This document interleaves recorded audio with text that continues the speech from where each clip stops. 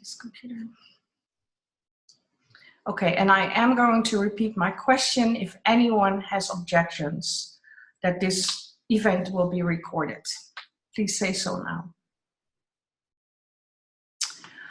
Okay, I'm going to stop sharing my screen because we want all of you to see all of you, who you are and where you're coming from, etc., etc.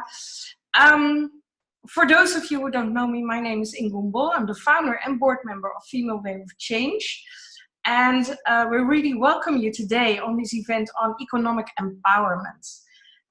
Economic empowerment of women. And for today, well, yesterday, it was the day that 16 days of action started on violence against women. And when we had our event in September, focused on human rights issues, we really came to the conclusion that economic empowerment is very helpful if you talk about violence against women. Make women financially independent, economically powerful, then you know, they have a choice at least. That doesn't mean that it disappears completely, but at least they have a choice. So empowering women for us and for the Female Wave of Change is very important. So really good to have you here online today. And for those of you watching later, we have some very powerful speakers today. And you will hear them speak. We will start with 10 minutes speaker sessions each. And afterwards, we will go into questions and if possible, you know, for everyone who is online to enter the discussion. We will start with Precious, and Precious, she will introduce herself. Is by now someone who has been talking on Female Wave of Change events several times. Financial wizard and very much focused on well, economic empowerment, but also the psychology around money. And what I liked last time when I heard her speak, it was she made it. It was her quote: "You are supposed to live in abundance, so act like it." I really love that. So maybe you're going to talk about that a little bit more. We have Chiara Condi on here amongst our very young woman, half US. Half Italian, but lives in France. We always love to have these combination of different nationalities. So welcome, Chiara. And we will have, and she will enter, she will join us later on, Dr. Letitia Wright from California. So, well, before I give the floor to Precious, I want to introduce to you Renee. She's one of our fellow sister board members. Would you like to introduce yourself? Sure. Thank you, Ingun. So my name is Renee van der Burg, and I have had a quite long career in corporate HR, human resources. I've lived and worked abroad in Netherlands, but also in Asia, and yeah, that was just great fun. Now I work as an HR consultant, a coach and a mentor, and I also serve on a few boards, and one of them is Female Wave of Change. And I love Female Wave of Change because we focus on the things that I also find very important. And one of them is economic empowerment. And I strongly believe that if we make that element better, the economic empowerment, the financial independence, then it's a big starting point in the change for women and girls worldwide. So this is a theme that is really close to my heart. And as another theme, that's about leadership, but we're going to talk about that later. So I just love this event. We had a great starting event, and I'm sure that this event will again be fabulous looking at all the speakers. So I think, Precious, the floor is yours now. Thank you. Hello, everyone. I can't see my jobbers in somewhere there. Mam Kame, we saw you coming through, but we haven't seen you. So my name is Precious. By profession, I'm a chartered accountant and a registered auditor. I think in the US, they call them CPAs. Actually have been working in financial literacy and finance and doing capacity building for entrepreneurs on how they should be using financial reporting to make decisions. I really like this discussion about economic empowerment, especially for women, because I really believe that they do have a buying power and therefore they have a value in the economy. So they have to be inclusive in those decisions of an economy, especially in South Africa, where we have such a big economy, but it's not inclusive of everyone. So I love also what I've been doing in the past few years, working on what are the money beliefs that people have and working through those to make sure that it's not the limiting beliefs that we have about things about money. Is actually the real thing is how do we interpret those so that we can deal with them and be able to live in financial abundance. And for me, it's also about how do we teach people to save, to invest, understand different risks associated with those so that they can make better financial decisions and also for them to set up goals that are bigger than themselves. So I'm quite excited about starting today, and thank you so much for the opportunity.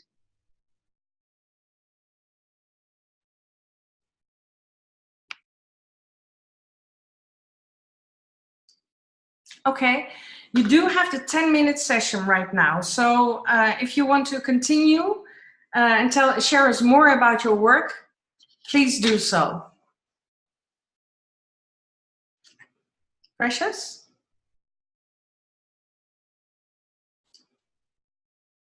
10 minutes is a very long time for me, but it's okay. Yeah. So I will allow other people to come through. So as I said, the work that I do every day is basically coaching and helping entrepreneurs to learn how finance work at a microeconomic level, how policy influence their decision and how they can make informed decision in building their net worth.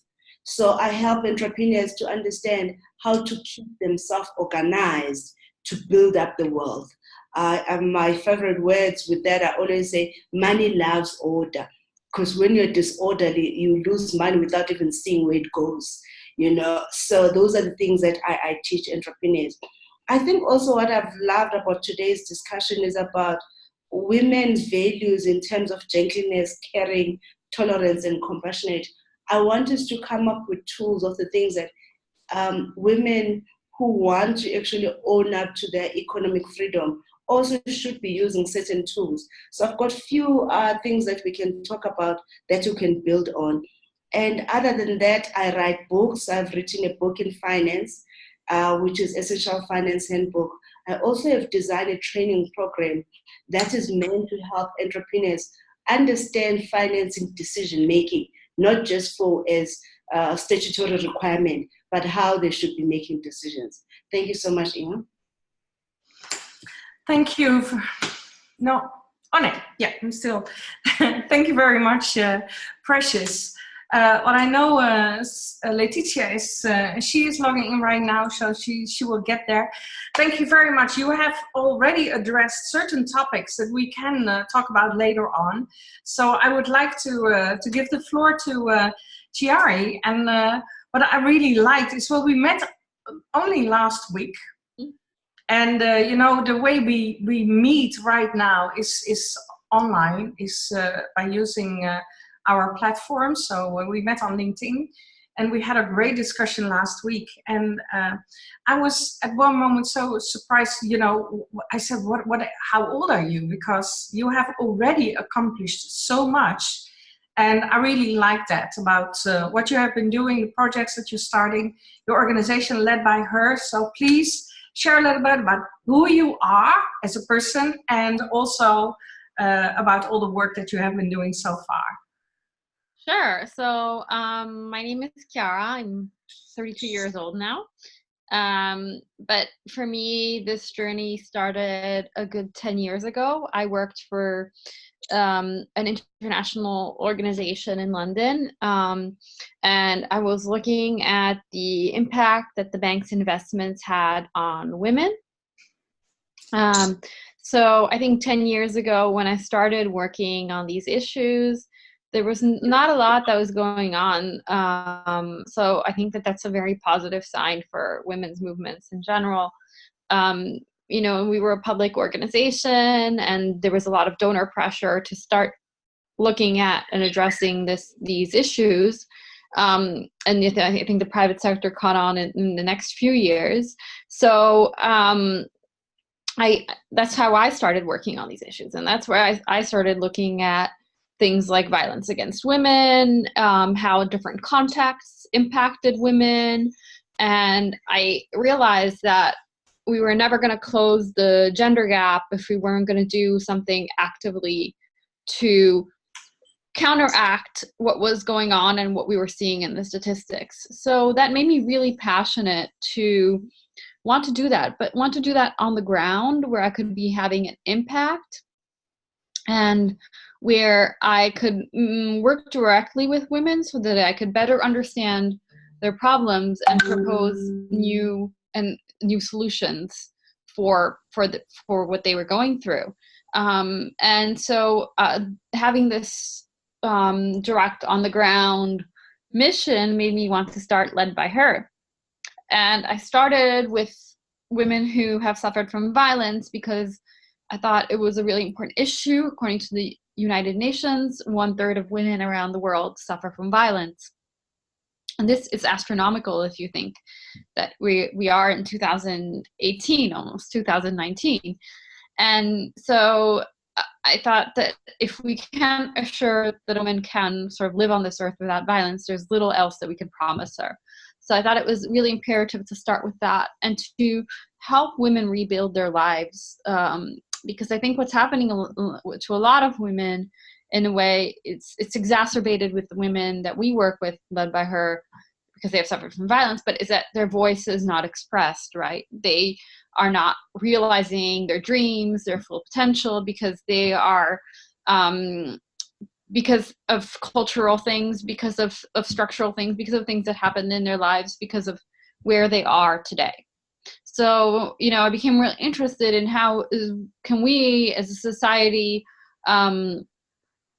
break this down and tackle this so that, you know, the 217 years that the World Economic Forum says it will take to close the gender diversity gap become, I don't know, maybe a lot fewer than that. And to try our best to reduce that. And I think that part of it is that we've been going at the same problems with the same solutions. So, you know, part of being on the ground is given me a different perspective that I also bring when I work with companies, et cetera, is that it gives you a different idea of what women are actually going through and what could work. So I think this problem will be solved by more innovative solutions, more cross-party solutions. Today we don't have enough stakeholders active in diversity. And so I created this organization with this idea that I was going to help these women create a project out of their lives. And for 5 years, it's been running in France, and we help women who have suffered from violence build an entrepreneurial project. And I think we have to look at entrepreneurship from a much wider angle. Entrepreneurship is about being the person you are and getting that out there and expressing that fully. It's not just about creating a project that makes revenue and income, because some people will not become entrepreneurs at the end of that. But it's about getting women to a place where they're reaching their full potential, where their voice and contribution will be heard. And I think that that's what the entrepreneurial training can contribute today to the women's empowerment movement, can give us that voice, that liberation, that way of self-expression that we so need today to get the word out there. And so I've been working on that, and we have companies and business schools who come and give courses to the women. And then we have individual mentoring and coaching as well. And we organize a large hackathon every year where we get people from different companies and students to come together and to work on the women's projects. So I think we kind of combine all of this to try to mobilize a really large community in Paris to help women and to support them through this professional realization journey, which is also a personal development journey at the same time. And we're now currently working on a digital platform which will allow companies to mobilize their volunteers to give pro bono skill-based volunteering for women entrepreneurs. This fits within our idea that like innovative solutions need to come from the ground and involve people who are giving small amounts of time to change things for women. So it's all about if everybody does, their little piece, a lot will change. And it's about how do we create these innovative solutions that get people active and doing their little piece and making sure that each piece, like in the end, becomes a huge machine, because that's where you create a movement and that's where you create change. So which is really similar in a way to the philosophy and the very grassroots approach that Female Wave of Change is taking, and sort of creating these very local bubbles of change and trying to gather and federate them together. So these are the subjects that I think are really, really important. I think we focused on entrepreneurship as well and economic empowerment because we think that that's where sort of we need to see the biggest difference for women today. In a way, rights, and I think we're still disenfranchised economically very much, and that even in the workplace, in the entrepreneurial world, there are too few women who make it. There are too women who make it to the top and who get to positions of leadership. So we're kind of hoping to reverse the trend and build the pipeline. And then on the side, I'm also very passionate about going to companies and helping them change that, because I think we can make a difference only for women everywhere, whether they're entrepreneurs, whether they're not entrepreneurs.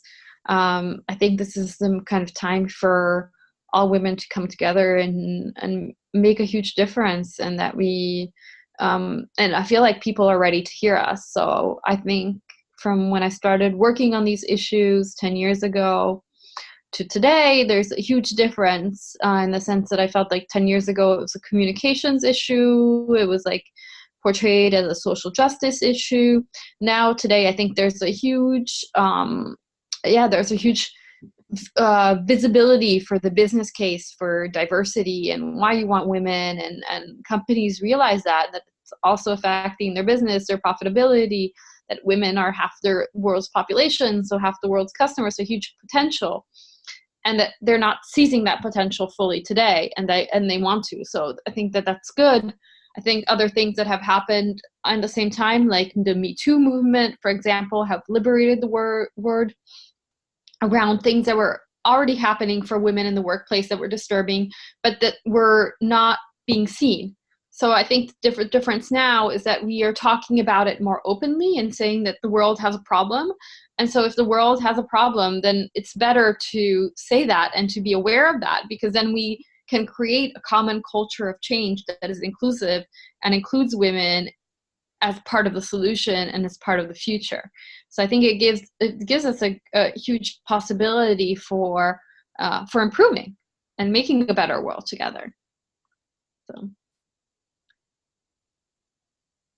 Wow, that's a fantastic story, Chiara. That's it reminds me a little bit also from one of our speakers on 2 weeks ago when we opened the event, Annalie, and she had a passionate story about, in the corporate world, of course, we need to as you said, we need to do a lot to get women in an equal position in the top. And the same goes actually for startups, because also in startups, I think we all know, and I think we'll get there in this session, that also in startups, it's not so easy for women to get the same amount of money, and the frequency of getting the amount is also different. So, and she made this case similar to yours, like this. I think the force of the fifth revolution really was the AI and also these new sorts of developments that are currently there and on the horizon.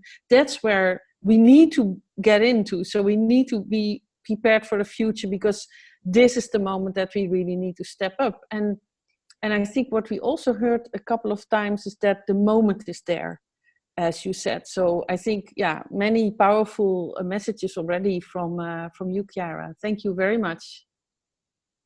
Thank you. Does anyone want to react, a question, or just give us also a hint in the chat? Well, I think we have to start with Letitia, that she can... That's also fine. Yeah, yes. Let's do that. Yeah, yes. So Letitia, you were a little late trying to figure out how to join us, but we found you, so that's good. Letitia I met her already 7 years ago in Los Angeles on an event by the Women Information Network, and I think it was you who told us that the money is still there, you just have to find it. And I was like, yes, that was one of your expressions.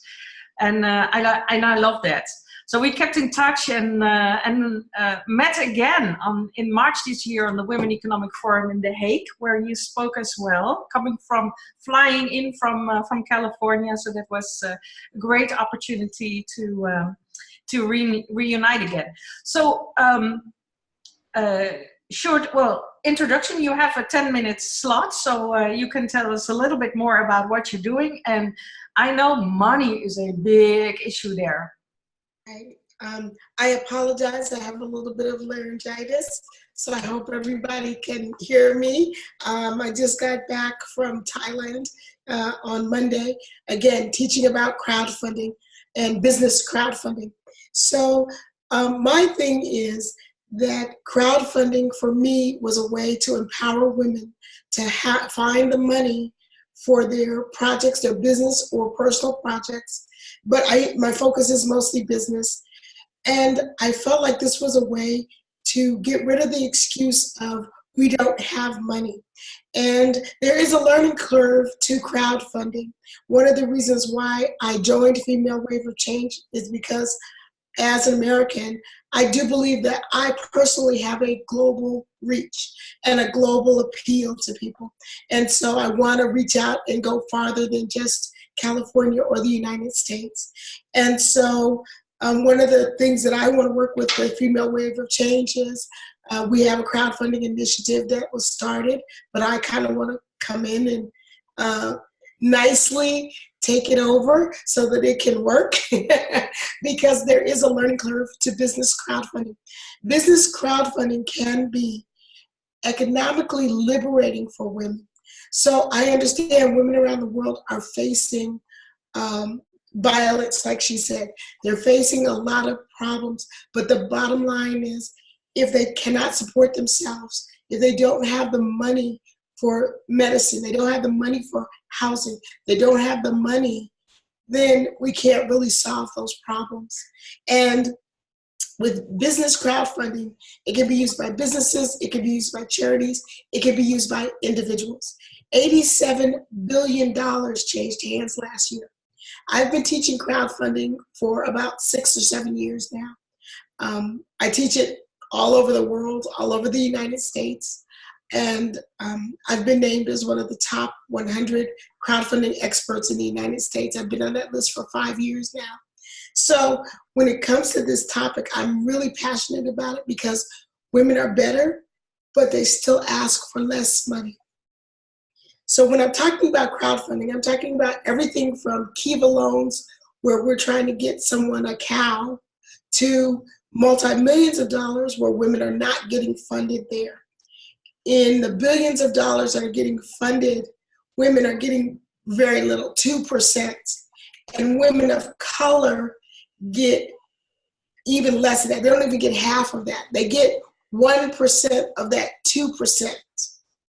So there's a problem with funding businesses. There's a problem with venture capitalists pretending like they can't find women-owned businesses that are good enough to make money. There's a problem with angel investors and venture capitalists pretending they can't find women of color that can have successful large businesses. And so crowdfunding is a way, because it's a large umbrella that covers a lot of different strategies. It is a way for women to really tap into their communities, because we're so good at building communities. Tap into our own communities. We don't have to wait for some big donation in the sky.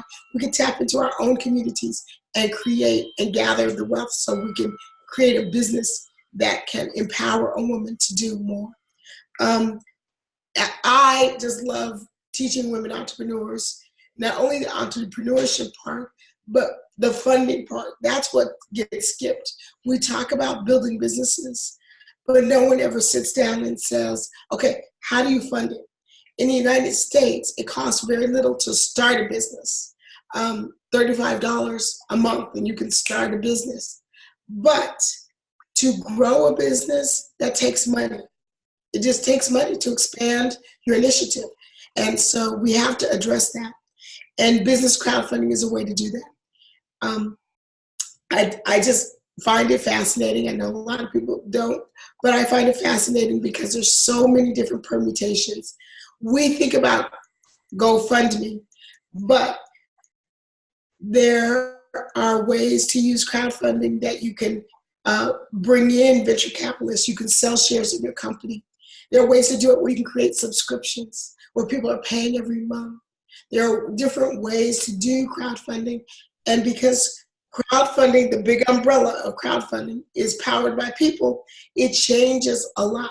Now, the laws in different countries are different, but I found more and more countries around the world are very open to it, and they're being more engaging and more flexible. The new laws are there to do some protection and not so much crushing it down, but it's amazing. The only place that I've really found that it's very difficult is Venezuela and a country in Europe that's still like crowdfunding is illegal. But around the world, it is amazing what you can do. And in the United States, you don't have to be from the United States to crowdfund.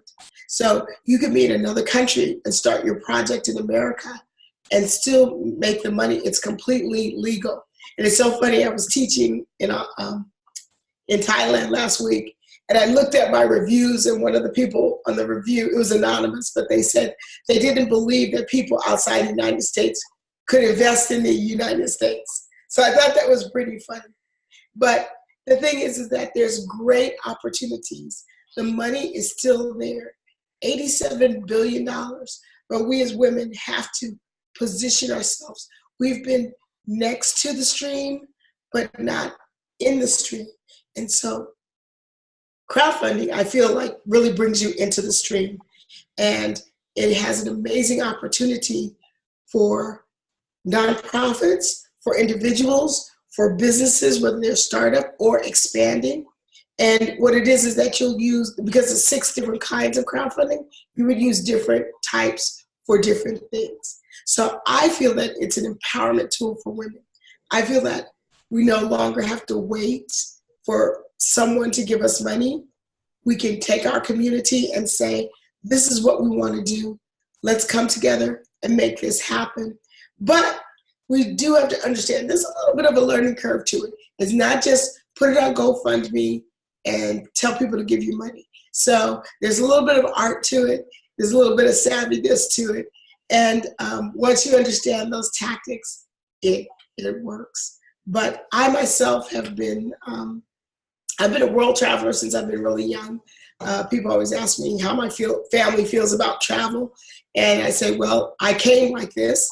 I've had a passport since I was 16, and I was an exchange student in Denmark. So I've lived outside the United States since I was a teenager. So I've had a different world perspective. And now I'm really passionate about, being there. I don't mind getting on a plane and being there and really getting not only the entrepreneurial part together, but let's get that funding together so they can really do it. Because bootstrapping is great, but you need other things besides what we call bootstrapping in the United States, which means just funding your own business, figuring out how to do it yourself. We need to come together. We're much more powerful together than we are separate. So I'm going to end it right there and just leave it for questions. Yeah, so there are 2 questions already in the chat box for you, okay. Letitia. And the one is from Tabello. I mean, Tabello, you can ask yourself, obviously, but I just read it.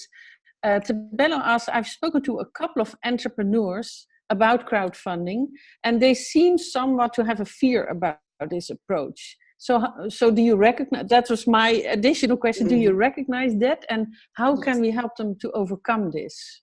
Absolutely. The fear comes from the possibility that they may fail and then their business is looked at negatively. And that's a real fear. That is a real fear. So again, a little knowledge goes along the way. For some reason, people look at crowdfunding and they just think they're just going to do it. We would never jump in a car that we haven't learned how to drive. We would never just go, oh, it's a car, I'll do it. We would never just not know how to do something. We would all of us are intelligent women who would take time and go, I want to do this, but I'm going to read a little bit. I'm going to study a little bit, and I'm going to get some information. But when it comes to crowdfunding, everybody just goes, oh, okay, I'm going to put it up there. They just go. So part of it is that they need to get a little bit of knowledge under their belt, and that will help alleviate the fear. The fear comes from, I really don't know what I'm doing. I'm taking a lot of chance. And for a business, it can damage your reputation because people don't understand what crowdfunding is. They may think, oh, their business is about to fail. No one wants to support a failing business. So if you do not communicate correctly what you are doing, there could be a misunderstanding that you're having economic problems. And nobody wants to throw good money after bad, as they say. So there is a lot of fear around that. Again, because the GoFundMe model is the only model that people know that doesn't have a good look on business. And for me, I never have any of my businesses use GoFundMe. There are over 2,000 websites that you could use. So you don't have to use GoFundMe. You can use your own website. You can use 2,000 other choices. And there are better choices for a business. A charity, GoFundMe works great. A business, I wouldn't recommend it because it gives people the automatic impression that you're in trouble. And so as a business, we don't want to give that impression. We want to give an invitation. I want to invite you to come on this journey with me as I build my business. Not, hey, come and help me because I'm drowning.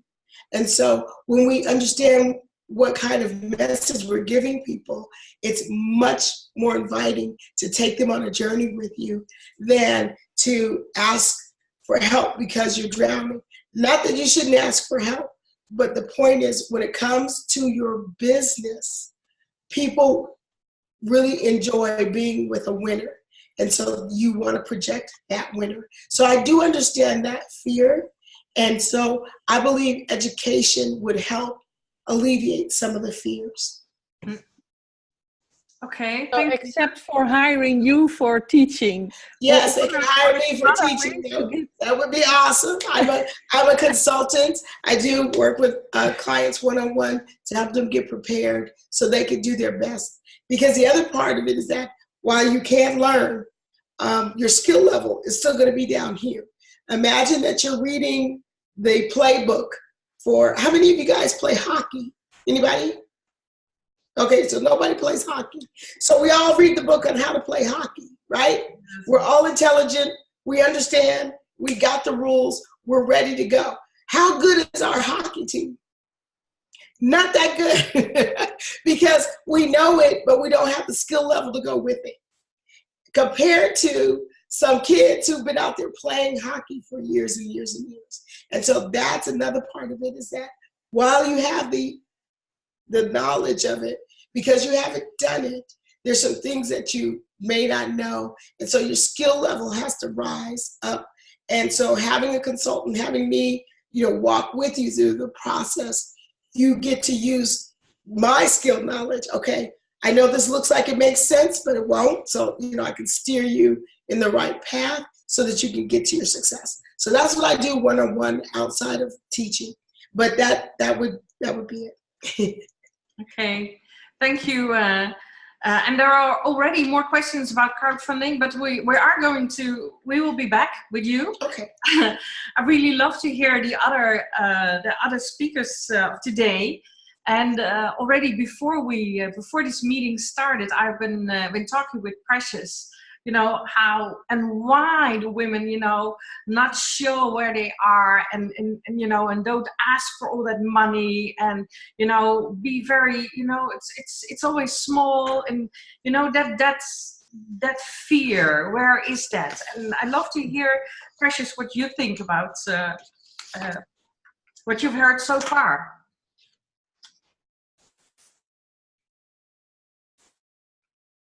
Sorry, I was trying to unmute myself. It's taking longer than it should. Actually, I will use my experience that I've had in the past 3 weeks. I had quite older women that were sitting with me and saying, Precious, I just want to figure out when I retire or when I sell my business, how would I structure it and how will I actually sell it and what should I ask for? What I found out from these women, even though they had different education background, they just didn't trust the value that they have, which is the first part. When you don't trust the value of what you have, you're then not going to claim it.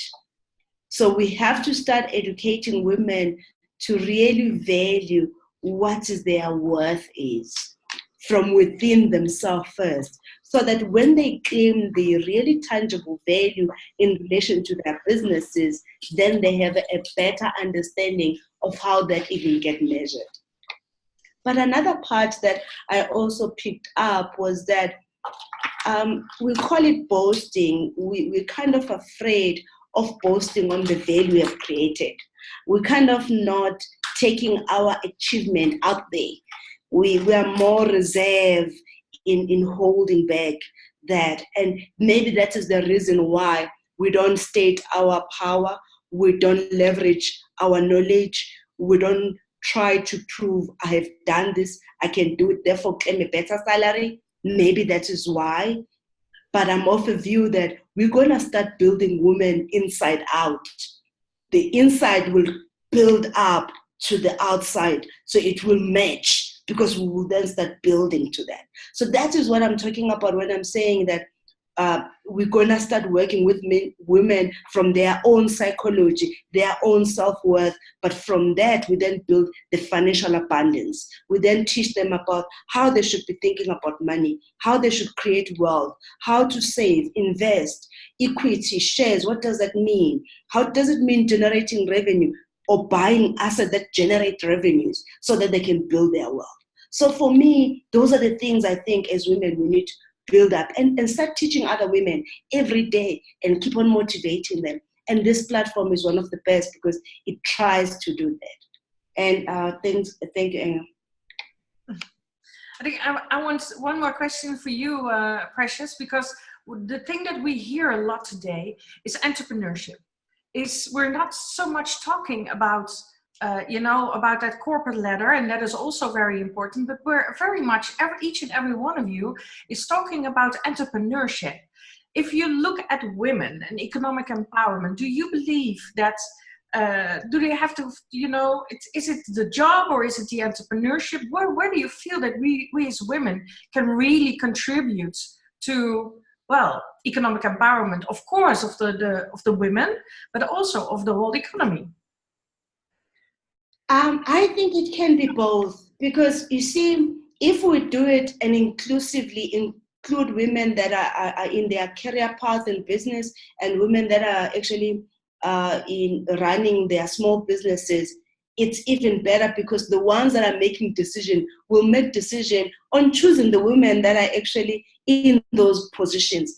Our aim should be inclusive so that both sides know how the other side is actually being feeling or thinking, and how can we help each other to pool our economies and use our majority as women to really own the majority of wealth.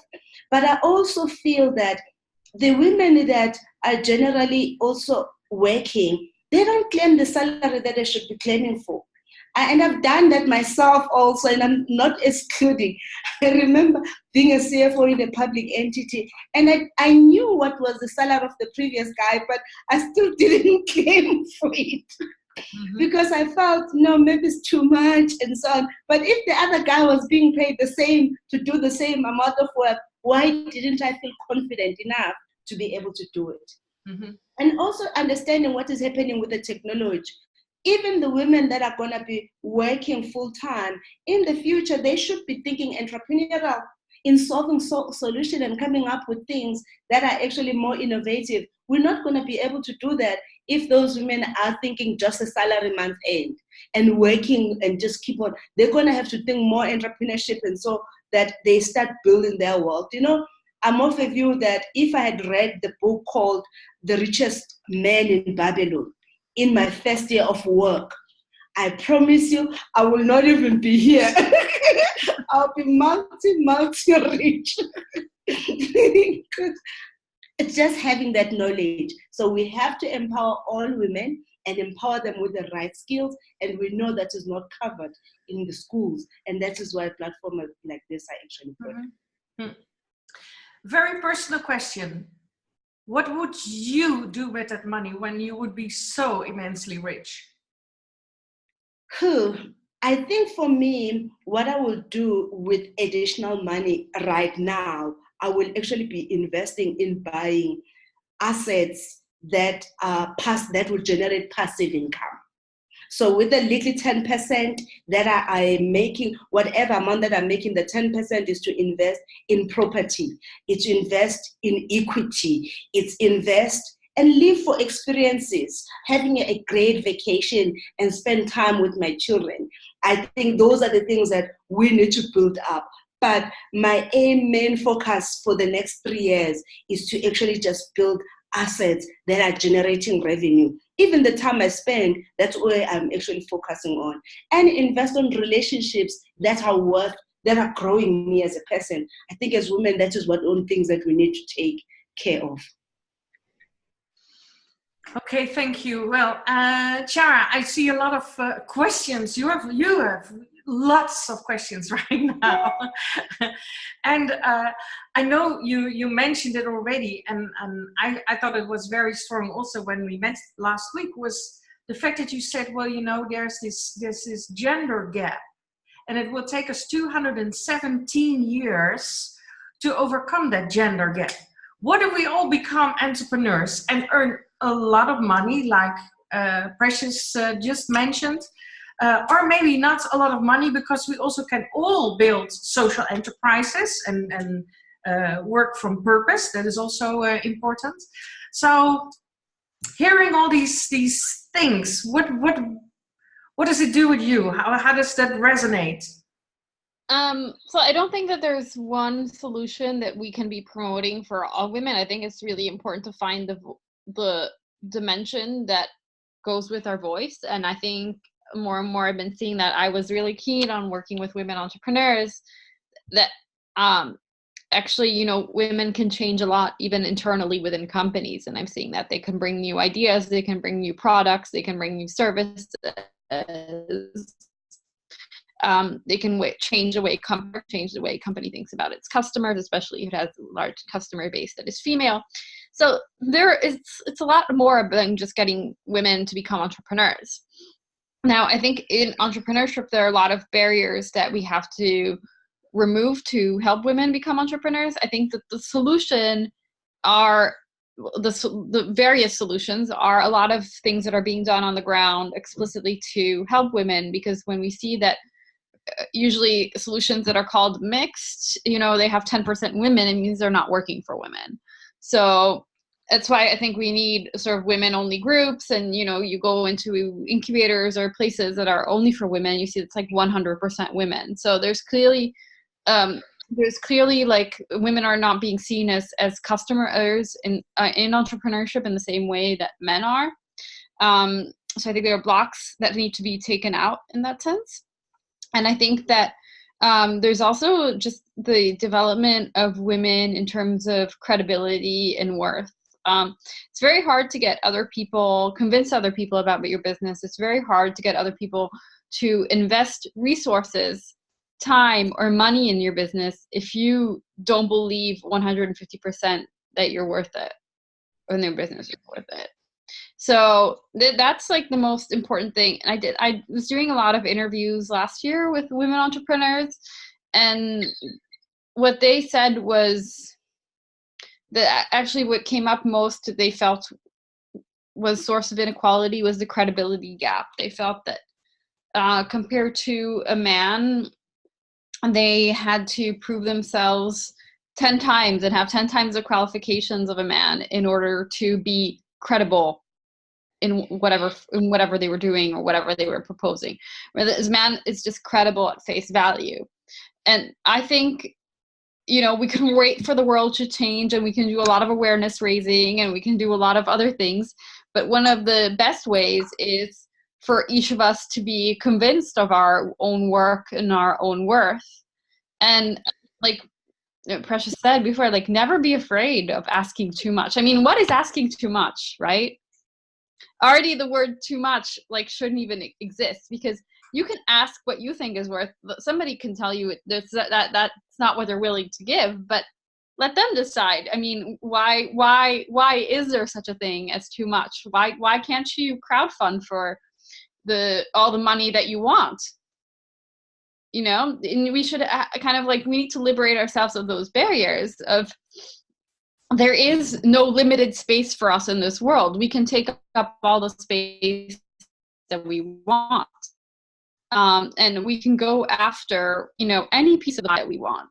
But until I think we are convinced of that first, it's going to be, we're already in a world that works against us. So it's very hard to convince others if we, don't fully embrace that. And these are pretty powerful words, Chiara. And I think the whole credibility thing and the convincing, being convinced of yourself, being confident, getting your voice, that's another area that we are very much aware of, that is important for us to find and to help also find it. So I think it would be an interesting question to ask the speakers on what they feel Female Wave of Change could do on this issue of credibility and being more convincing. So let's make a quick round with all the three speakers. What we as Female Wave of Change, what you think Female Wave of Change could do in that area. So Precious, you want to start? How can we help? Can you unmute? Mute? Yes. There you go. So I think, you see, last week we had a lady who's working for example, in South Africa at GSE, and she understands how equity and shareholding and so on. We can start creating platforms like that to allow women to start saving, doing savings and equity investment companies in groups. That's one part. And in little small amount, it doesn't have to start big, but with that and build ourselves in. Another options also that we can work with is that we have Dr. Wright here who does crowdfunding. She can actually teach us on how to create an online crowdfunding that is mainly focusing on helping women and entrepreneurs that want to start small businesses, but with an aim of building them to a high growth businesses, but the business that are going to beyond the limitation of the countries that we are in, that are actually going to go quite big in high growth models. We can also start helping women that are in low market or i.e.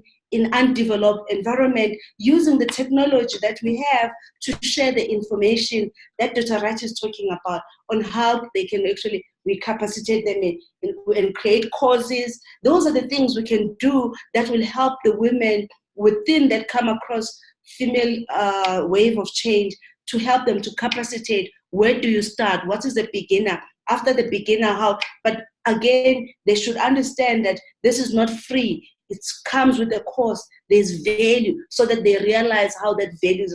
We don't want to appear as though everything is just free. It's not free. It comes with a value, and that is why I think we can do this. But there's lots of women that are going to derive value from these programs, so that we can now start coming up with products and solutions. I said last time, in South Africa, I get a Braille scheme request all the time on SMSs, but that's not the only thing. In South Africa, we do stock fails where we collectively save, but we're saving for food. The food that gets expired after 3 months, after December, it's purely survival. It's not living for abundance. So those are the things we're going to start going to women and say, stop saving for stomach, for your tummy. Start saving for abundance, saving for long-term growth, saving for, and we know we start then creating even things like for education. We're creating bursaries and so on and loans to help the same women to teach their kids so that you have. So there's a lot of things we can do, and we can do it because of the source of information we have in these platforms. Yeah, I think you're spot on, because you mentioned already a couple of things that we either have in our mind or are already doing. So it's great. But yeah, thanks a lot. So can we ask the other speakers? So Letitia, you wanna share your views? There's another question for you, by the way, but we'll talk about it later. Okay. What can we do? I totally agree. I want to make sure I totally agree with Precious.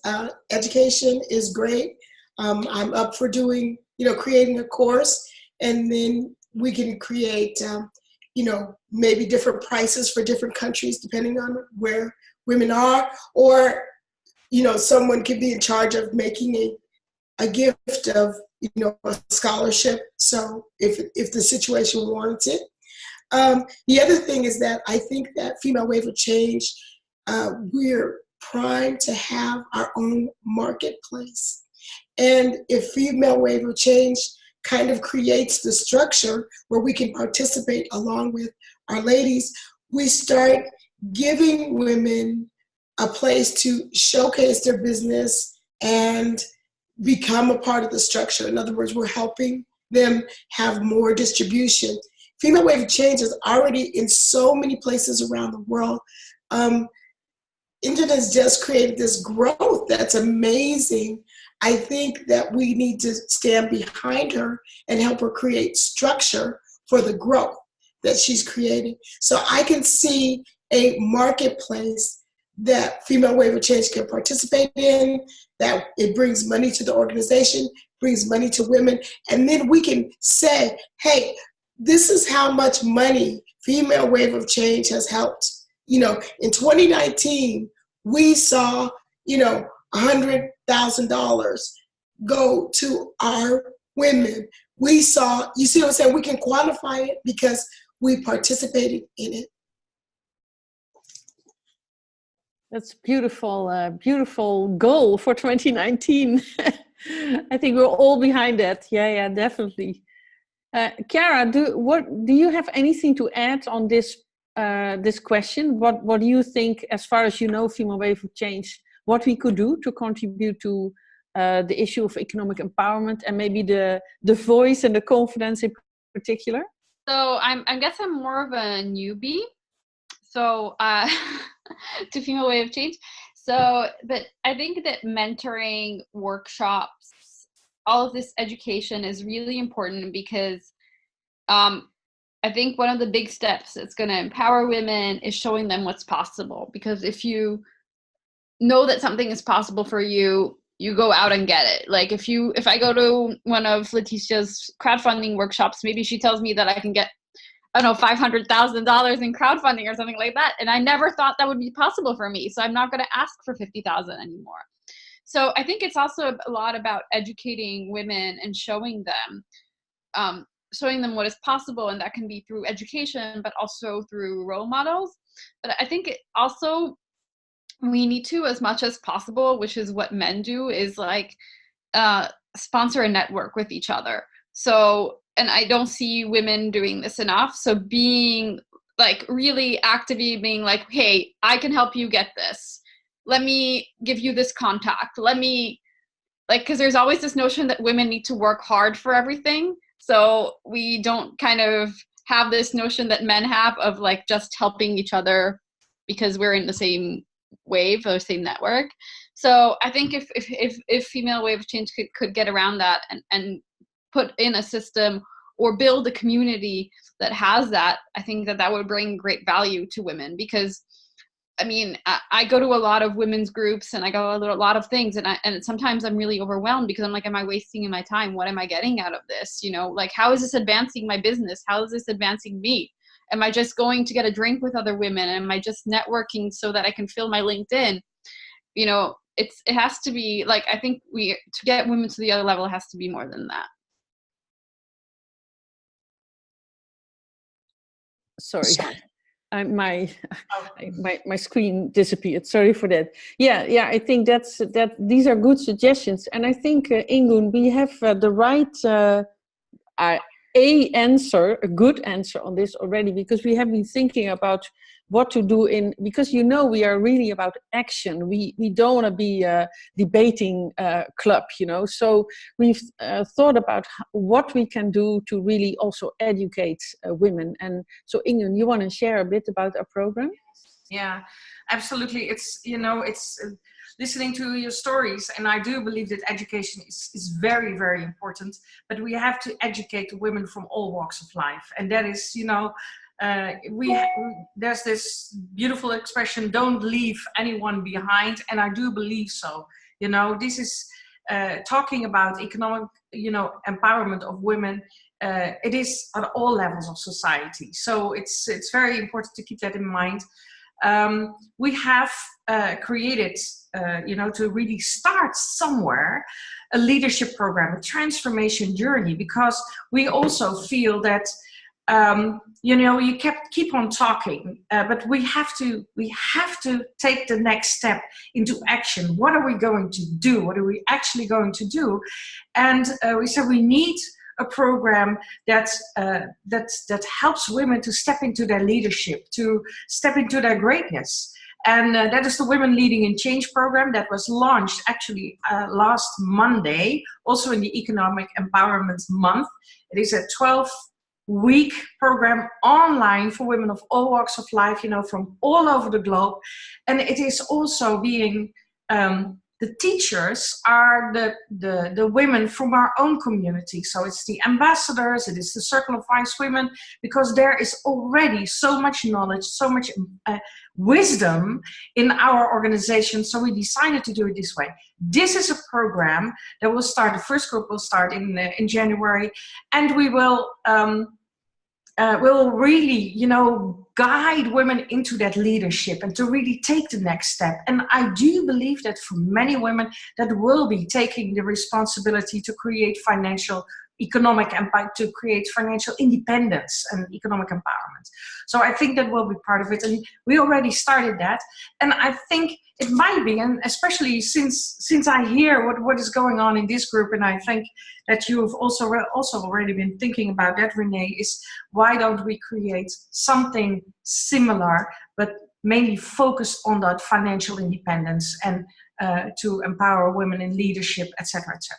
But first, we have to start with that leadership program, Women Leading in Change, a transformation journey. That will start in January. And the next step is I do believe that creating that financial awareness and to make women financially stronger and to create platforms where we can do things together, because the issue about funding is a really big issue for women nowadays.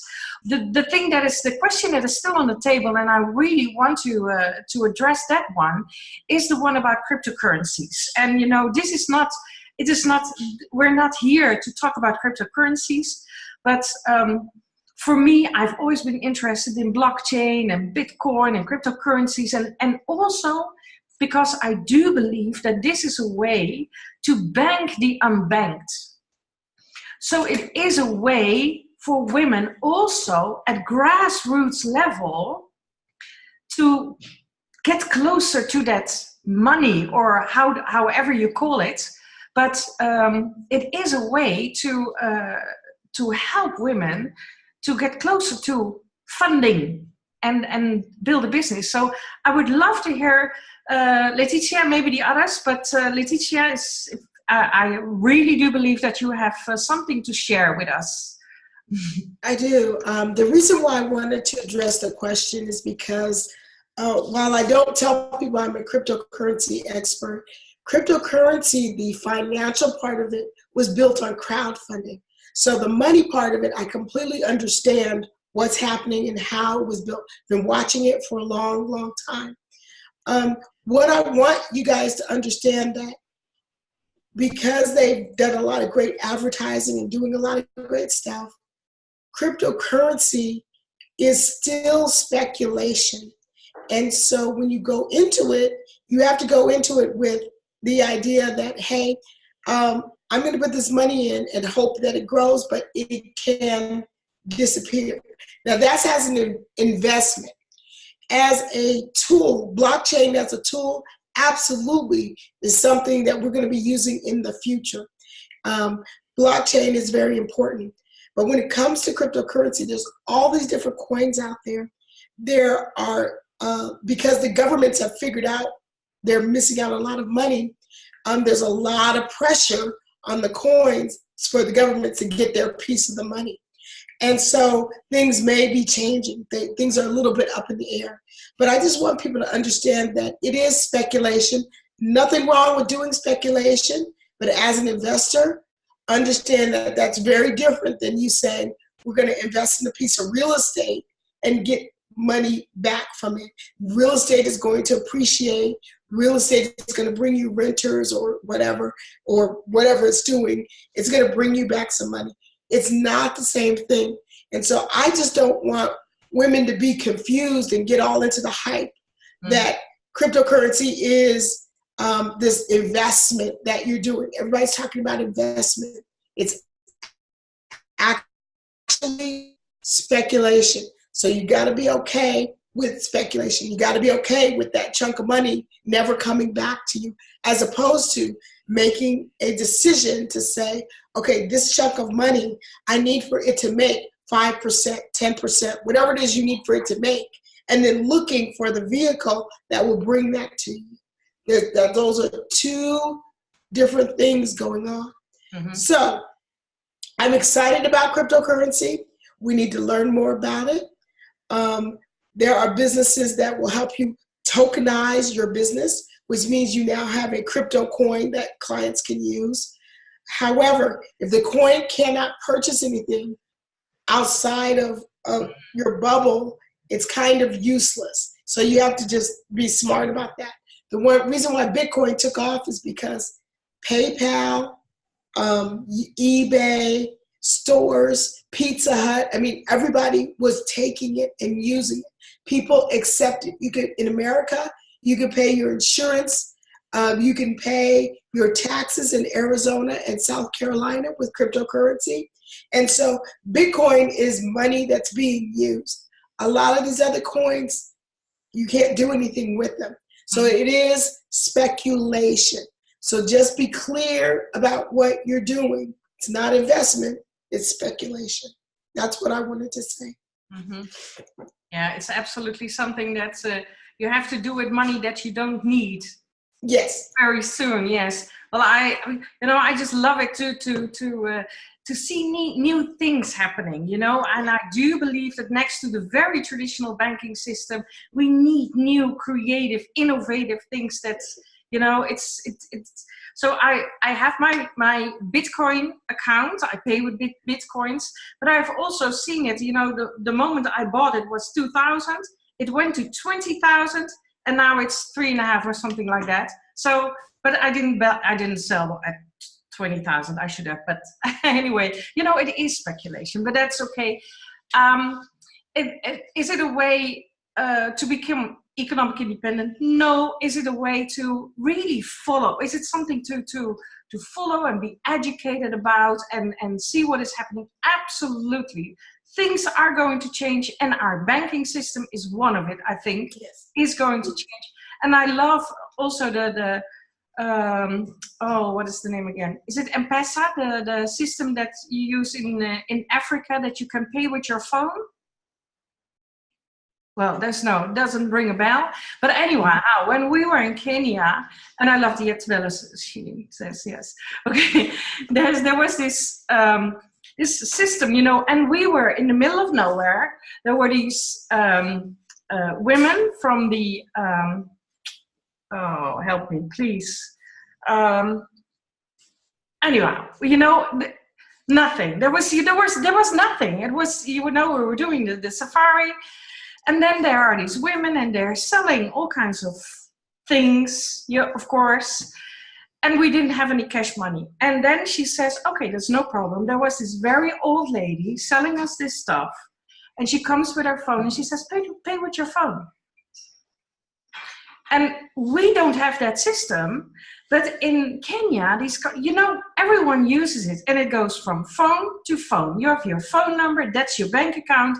And that is where your money is. So, you know, that is also things that change. And what I loved about it is that also these women, I'm sorry, what is the Masai Mara? Sorry. The Masai Mara, you know, these women, you know, they didn't have, you know, if I saw where they lived, of course they look beautiful, but there's nothing. But they do their business because they have their money on their phone. And that is something that I really like. And that, I think that means progress. So that's good. Yeah. Okay. Any more things? Because I really love this. I can go on for a long time. But I think also that I love to hear Tabello maybe, or Mommy Vaughn. I see there's more. Sharon is online. Susan, maybe you have questions and you want to ask one of the speakers to answer your question.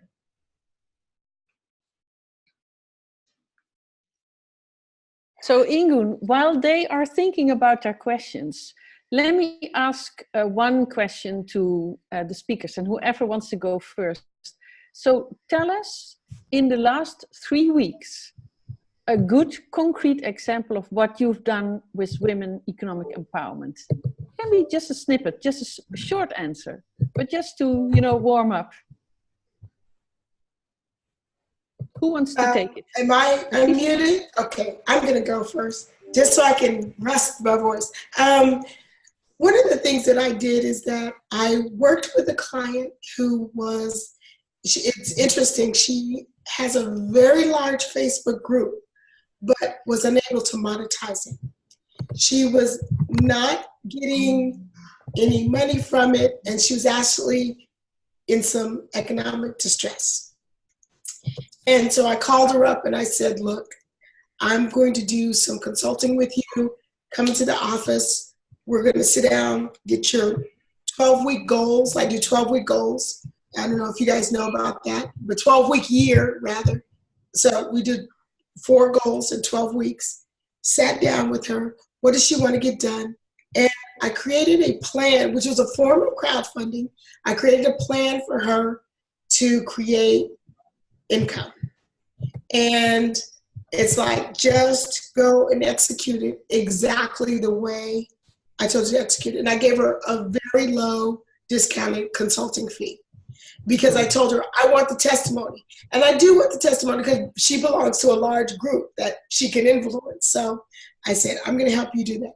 Number 1, in the session, we reached her first goal in the session. Number 2, we set up a plan where she could have money coming in, and she's doing that plan. I also monitored her because I told her to make a post in a very specific way. And what she did was something completely different. And what she said was, she had been inspired by God to write this different post, different from what I told her would make her some money. And so what I said was, you're so gifted that you fooled yourself into thinking you had a different message. And the message was beautiful, but that message wasn't making you the money. It's not going to make you the money. It's getting because what I did is I told her to tell the ladies in your group that you're writing your book and ask them to pre-purchase. That's crowdfunding. I didn't tell her to call it crowdfunding. I didn't tell her to go to GoFundMe, but that is crowdfunding. And I told her, ask each person in your group to pre-purchase it. You have 2,000 people. Even if they just pre-purchased for $1, that would have been $2,000. And so instead of writing that post and telling people, I have this book, I want to serve you, please pre-purchase, she wrote something completely different. And so I took time to call her out and just say, I know you're scared. I know that success in some form is scaring you. So you're fooling yourself into thinking you had this other urgent message. But I said, God is not telling you to do something different when he just gave you a way to get money when you're telling me you don't have money. And so one thing that I do for women empowerment, and I've done in the last 3 weeks, is not only sharing the information, but holding their feet to the fire because it's scary. And we need that support. We need someone to say, I know you're scared, but these are the steps you have to take.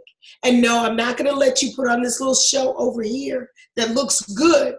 But the truth is, you're hurting for money and you're doing something else. It's sort of like someone saying, I need a job. And you say, great, I have a job for you on Monday. And you say, oh no, I got to go to church and pray. No, honey, God gave you a job. Take your butt to the job.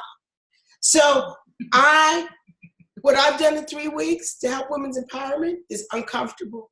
I held their feet to the fire. That's what I did. Thank you. Precious? I am so loving that. Oh, that sounds wonderful. So what I was able to do in the last 3 weeks, I was speaking at UJ a day before yesterday. I think it was on Saturday, where I was teaching entrepreneurs to say, you have to pay yourself first. Most entrepreneurs, they pay everybody else other than themselves. So I was teaching them the basic principle of creation of wealth, where I'm saying you have to now start paying yourself first. And people didn't understand what that means and how to actually build that up. I also spoke to them about how do you create a strategy? How do you build from your SWOT analysis to actually make sure that your company profile reflects your strength, your actually weaknesses are part of your developmental plan. What do you do every day in the morning? What is your first 2 hours that you are doing investing on yourself? I also spoke to them about things relating to you use the opportunity to design a strategy, but for threats, you create a unique selling proposition to do the opposite of what the market is doing so that you are louder than other people. So as more I'm teaching this thing, everyone's eyes was like almost like a bubble. When I finished speaking, I only had about 30 minutes. They were coming and saying, Precious, please teach us, how do you do that? How do you use the threat in your industry to be a unique selling proposition and then build on it so that you're doing the opposite of what the market is does. So that's just for me was an indication that sometimes growth and education takes a while. The student has to be ready for the teacher to actually be there. And I'm of the view that we need to reach more platforms where we're teaching simple principles like that, because they're not taught in business class. They're not simplified also. And I'm just loving this platform and knowing that financial awareness is going to be built from right strategies and building people, and also just helping people to lead in their own corners with no fears of anything. And that for me, I really appreciate. Okay, thank you. Who's sitting next to you? Is your daughter? Precious? Is this your daughter? That's his. I'm sorry. Oh, sorry, that's my client from BP. I'm at BP South Africa, which is one of my corporate clients. So I was running late to come out, and I thought I'm going to be stuck in traffic. Allow me to sit in your boardroom. So when she came, I said, join us. We're talking about women empowerment, but this is a woman of strength. She has done so well in improving her financial papers.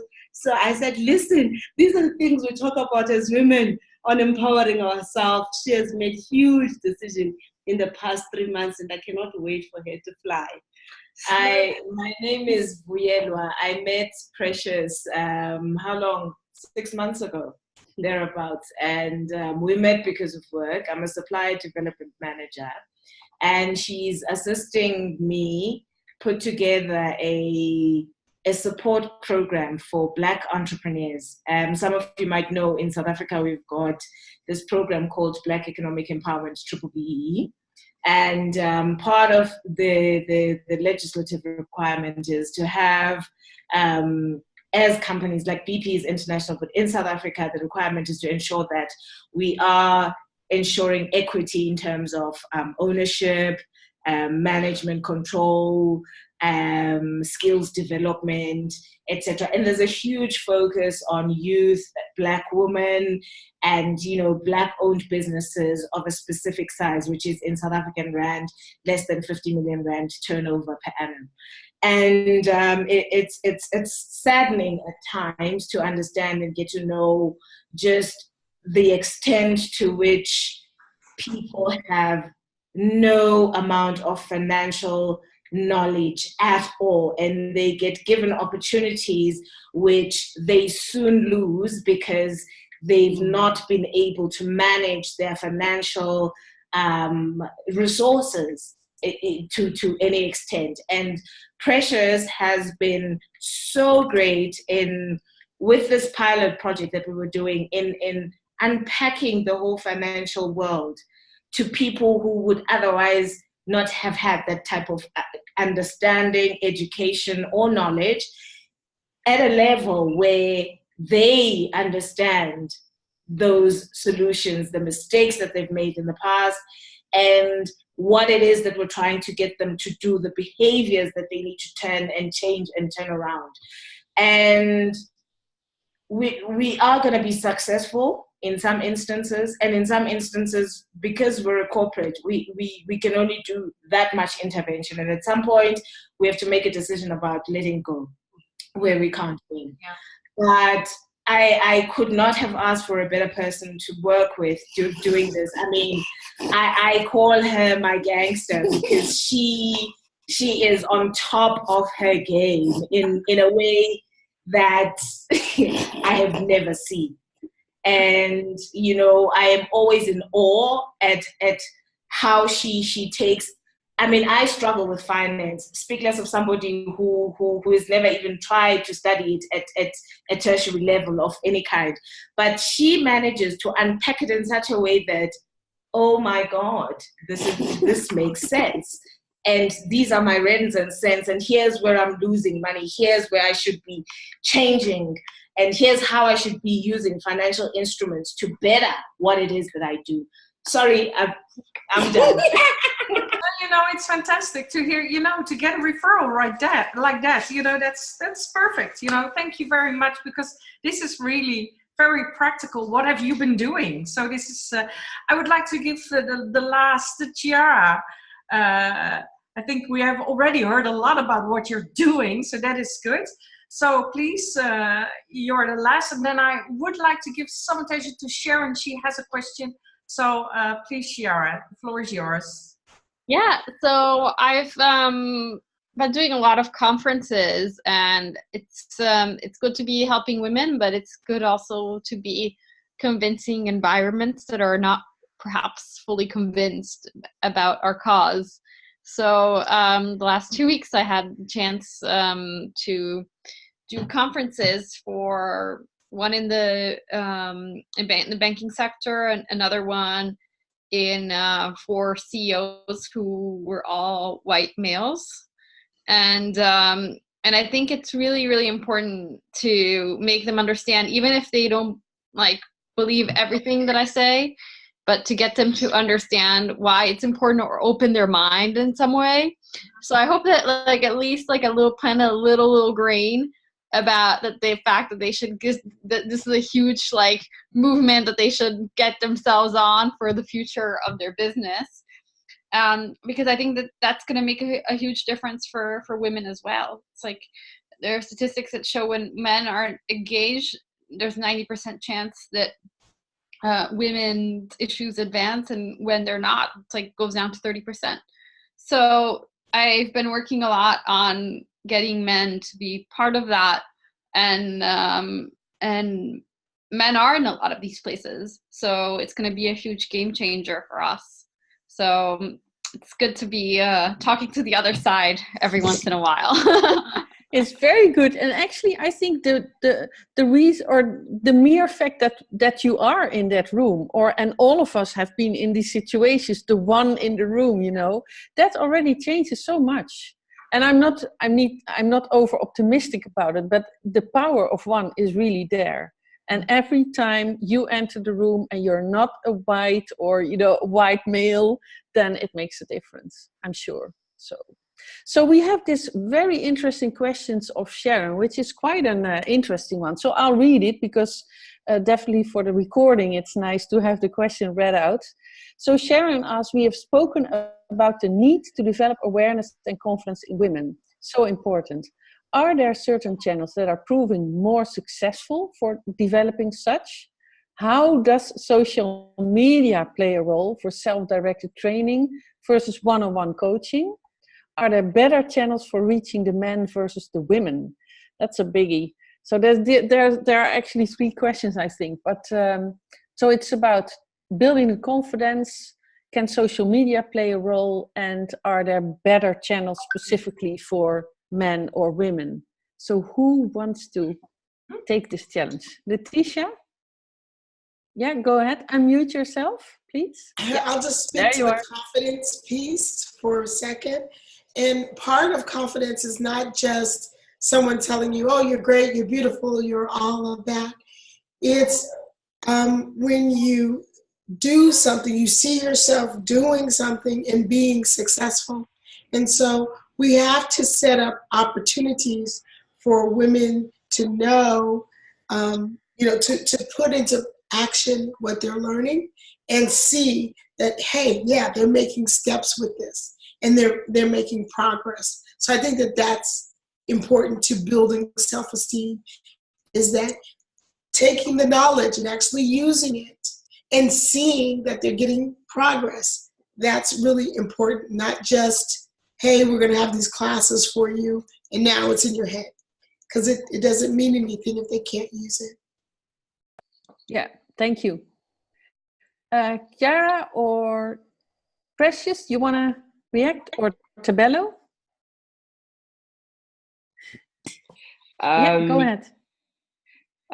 Good evening, ladies from South Africa. I think this is one of the best sessions we've had as Female Wave of Change, and such great input that we've had. But I think in response to the question from Sharon, one of the things Mom Yvonne keeps saying, and I think in 2019 we really, really need to put this into practice, is around the storytelling. The message for women gets through much quicker when we start telling stories. I mean, just listening to Precious and the lady, sorry, I just forgot the name, sitting next to her. That's already a story that says, I am doing something in the organization, but there's somebody else that's helping me. So if I walk away from here, I may contact Precious tomorrow, I may contact her in 3 months' time, but this story is going to stay in my heart and in my head and in my heart. And I think we keep saying that we need to tell stories. I think in 2019 we need to find a way of telling more stories on the platform. Even if we have 5-minute clips or 10-minute clips from all the various speakers or other women that we know, have done such wonderful things. Men are also listening to the stories because they are realizing that, when they really want to reach out to women, they need to be talking to them. They need to be listening to them. So the more we tell the different stories, the more we share the successes, the more we share the challenges. I mean, what I've loved about listening today is that, it's not easy. There are some challenges. The more people are able to say, hey, here are some real people in the world that have had my experiences, but they're also sharing how they've managed to overcome them. So we storytelling, I hear it time and again from our Circle of Wise Women member, Ivan Khame. And the more I listen to our sessions, the more I realize I think we're going to win so much and get so far when we have more stories to tell. But thank you for a wonderful, wonderful session today. It's one of the best we've had. Thank you, Tabello. And I think that that is working up to the closure of this session, and I cannot agree more. This was very powerful, and I thank you all for your contribution to this online event. Thank you, Letitia from California. We will be back. Absolutely, because we need some crowdfunding. So don't worry. Thank you, Precious, for all your wisdom. And thank you, Chiara, for everything that you already do to empower women. And, from the grassroots on to, from the ground on to really support them to take the next step. I do think that's and again, we feel that as a Female Wave of Change as organization, we are taking right now the next steps. And also in our financial situation, because today we had our first meetings with, for instance, Tabello, but also with other ladies from our organization who are ambassadors for a certain continent, that we are going to take the more business-wise approach for Female Wave of Change, that they need a budget, that they need, to get money in, to be able to get money out. And my dream is still, and I hope, Letitia, that you're going to help me with it. It's my dream to have this pile of money to also be able to create funds and to have funds for women who want to take the next step as an entrepreneur. So a lot of things happening. I really thank you very much for everything that you have been doing. Join us, follow us, invite your friends, because we have to make this really big, and we will be back and talk to you really soon. Thank you very much.